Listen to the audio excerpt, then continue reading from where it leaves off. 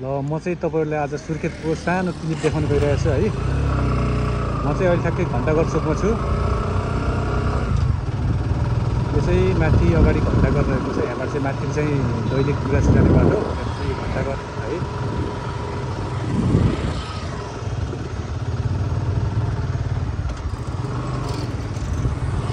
यहाँ चाहिँ घण्टाघर पार्क एकदम अहिलेको भाइरल पार्क पनि हो है। अहिले एकदम मान्छेहरू आउने बस्ने फोटा खिच्ने भिडियो बनाउने भाइरल पार्क पनि हो घण्टाघर भइहाल्यो।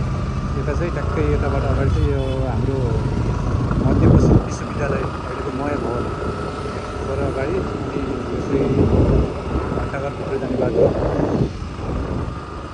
अनि यहाँबाट अगाडि चाहिँ सिधै हामी धमला चोक कालिम चोकसम्म पुग्छौँ है।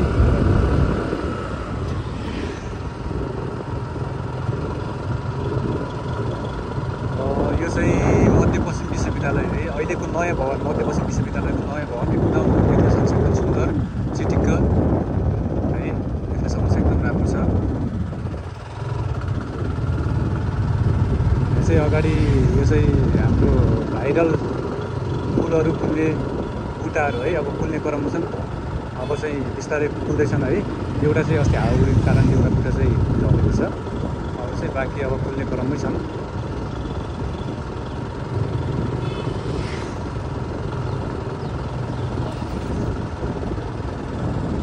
चाहिँ ठिकै तलतिर हाम्रो नयाँ रङ्गशाला एकदम सुन्दर आकर्षक र एकदम अहिलेको एकदम हुन्छ नि भाइरल रङ्गशाला बनिरहेको छ।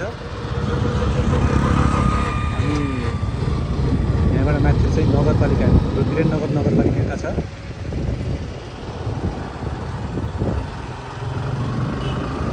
आज मौसम पनि एकदम पानी पर्ला जस्तो शीतल है, गर्मी पनि छैन, पानी पर्ला जस्तो शीतल भइरहेको छ, मौसम पनि राम्रो छ।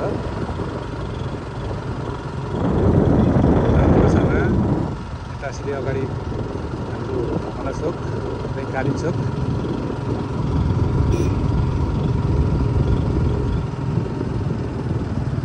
अब यहाँबाट चाहिँ म बाएँ मोडिन्छ है। ठ्याक्कै बाएँ मोडिँदाखेरि हाम्रो थोरै अगाडि चाहिँ जिल्ला खेलकुद जाने बाटो। यहाँ चाहिँ जिल्ला खेलकुद रहेको छ, तपाईँ देख्न सक्छ यता जिल्ला खेलकुद छ। एकदम फुलहरू ढकमक्क मजाले फुलहरू फुलिरहेछ।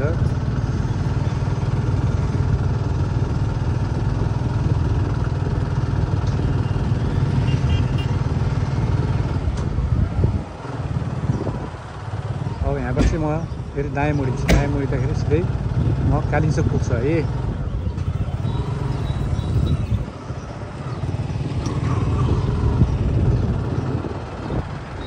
एकदम हेर्दा फुलहरू एकदम फुलिरहेछ, मौसम पनि एकदम राम्रो, फुलहरू पनि एकदम आकर्षक छ है, एकदम दामी फुलहरू देखिरहेछ।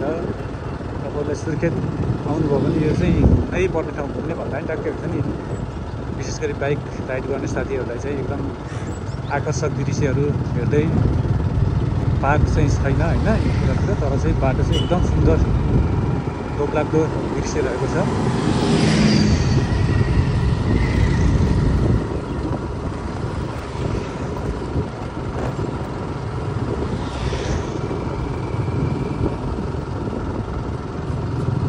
अहिले म कालिम चोकमा छु है, कालिम चोकमा पुगिरहेको छु। यो चाहिँ कालिम चोक भयो, पुलिस लाइन हुन्छ।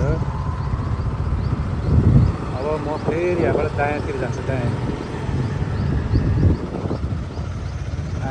हेर्नुहोस् त कस्तो राम्रो फुलहरू फुलिरहेको छ। यहाँबाट चाहिँ सिधै अगाडि गएपछि हामी दैलेख रोड चोक भन्छ है, तलको चोकलाई दैलेख रोड चोक भन्छ।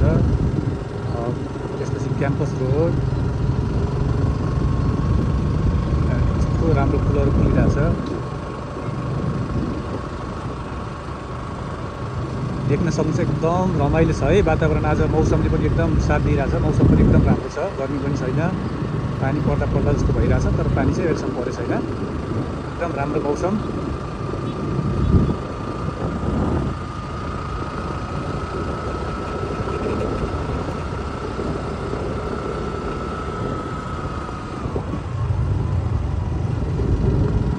ठ्याक्कै हामी यताबाट गयौँ भने चाहिँ हामी एयरपोर्ट जाने बाटो हो।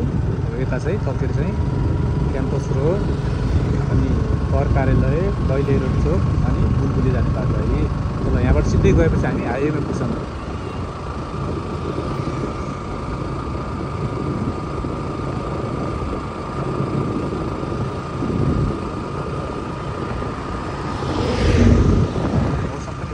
सफा रहेछ है, मौसम एकदम सफा देखिरहेको छ। सिधै अगाडि आन्तरिक राजस्व कार्यालय गोर्खाले भएको छ। अब चाहिँ यहाँबाट चाहिँ फेरि दायाँतिर जान्छौँ।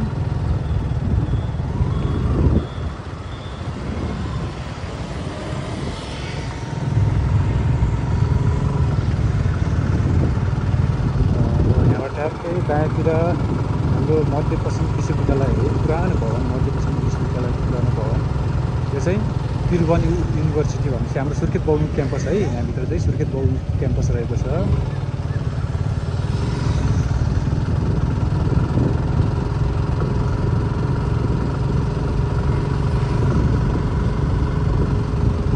यो चाहिँ मध्यपश्चिम विश्वविद्यालयको नयाँ भवन यहाँ पनि छ है, बनिरहेको छ है। यो चाहिँ मध्यपश्चिम विश्वविद्यालय।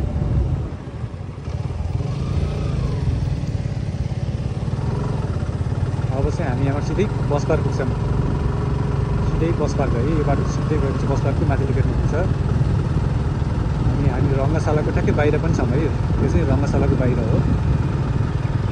एकदम देख्न सक्नुहुन्छ सुन्दर दृश्य रङ्गशाला है। यहाँ रङ्गशालाको बाहिरको यो बाउन्ड्रीहरू है एकदम सुन्दर आकर्षक र एकदम अहिलेको नमुना रङ्गशाला पनि हो। यो चाहिँ अब 10औँ राष्ट्रिय खेलकुद गइरहेको छ। अब जेठमा भनिरहेको छ, पहिले हुन्छ निश्चित मिति चाहिँ तोकेको छैन, तर 10औँ रङ्गशाला के अरे 10औँ राष्ट्रिय खेलकुद चाहिँ हुने भयो यहाँ भइरहेको छ है।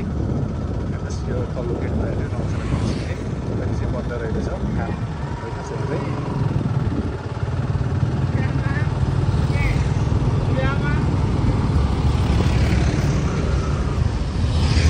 तपाईँ देख्न सक्नुहुन्छ सुर्खेत बहुमुखी क्याम्पसको शिक्षा शाखातिर है। यता सुर्खेत बहुमुखी क्याम्पस है।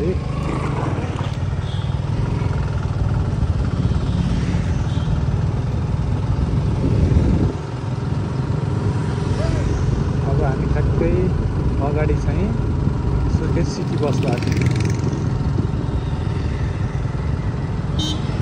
अब देख्न सक्नुहुन्छ अब सिटी बस पार्कको माथिल्लो साइडको गेट है। यो चाहिँ माथिल्लो साइड इन है, इन गेट। आउट चाहिँ तलबाट गयो भने इन चाहिँ यहाँबाट है। सिधै हामी यहाँबाट चाहिँ तल गयौँ भने चाहिँ मङ्गलबार चोक पुग्छौँ। हाम्रो दाजु चाहिँ ठ्याक्कै गाडी लगेर गइसक्नु भएको रहेछ, चिन्नु भएको रहेछ है। यहाँबाट चाहिँ सिधै हामी माथि घन्टाघर पुग्छौँ। यता चाहिँ तल मङ्गलबार चोक पुग्छौँ है।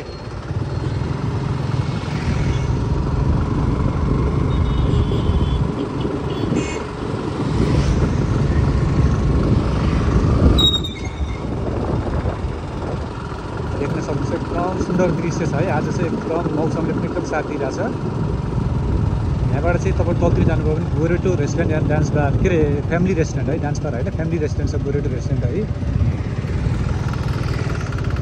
अनि अहिले चाहिँ हामी ठ्याक्कै यो चोक चाहिँ हटिया चोक है, हटिया चोक। यहाँबाट चाहिँ हामी लेफ्टतिर गयौँ भने चाहिँ यता हटिया लाइन भन्छ तलतिर लाइनलाई है, यता पुग्छौँ। हामी ट्याक्कै माथितिर चाहिँ राइटतिर गयौँ भने चाहिँ सिधै घन्टाघर पुग्छौँ है।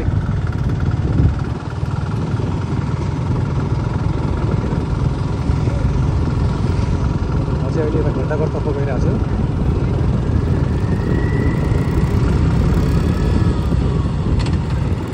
तपाईँहरूलाई चाहिँ मैले आज सुर्खेतको सानो एउटा छोटो दृश्य